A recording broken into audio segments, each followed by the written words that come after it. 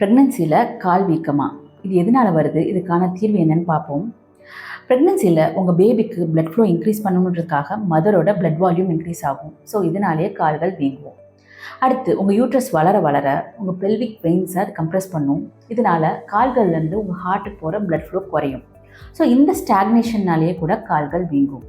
But சில சமயம் அந்த கால் வீக்கம் ஒரு அண்டர்லைன் மெடிக்கல் கண்டிஷனோட அறிகுறியாக இருக்கலாம். எக்ஸாம்பிள், உங்களுக்கு அதிக பிளட் ப்ரெஷர் இருந்தாலும் கால்கள் வீங்கும். இரத்த சோகை அனீமியா இருந்தாலும் கால்கள் வீங்கும். ட்வின்ஸ், ஹைட்ரம்னியாஸ் இந்த கண்டிஷன்ஸ்லையும் கால்கள் வீங்கும். ஸோ கண்டிப்பாக உங்கள் கைனகாலஜிஸ்ட்டை கன்சல்ட் பண்ணி இந்த கண்டிஷன்ஸ்லாம் ரூல் அவுட் பண்ண வேண்டியது ரொம்பவே அவசியம். ஸோ இந்த கண்டிஷன்ஸ்னால் நீங்கள் ரூல் அவுட் பண்ணிட்டீங்கன்னா நம்ம ஒரு சிம்பிள் ரெமடிஸ் மூலமாகவே இந்த கால் வீக்கத்தை சரி பண்ணலாம். ஃபர்ஸ்ட், நீங்கள் ஒரு பிரிஸ்க் வாக்கிங் ஒரு 15 to 20 minutes morning and evening brisk walking பண்ணுறனாலே கூட காலுக்கு பிளட் சர்க்குலேஷன் இன்க்ரீஸ் ஆகி கால் வீக்கம் குறையும். அடுத்து, சால்ட் ரெஸ்ட்ரிக்டட் ஃபுட், ஊறுகாய், ஃப்ரைட் ஃபுட், ஃபாஸ்ட் ஃபுட்ஸ் இதெல்லாம் அவாய்ட் பண்ணவே கூட கால் வீக்கம் குறையும்.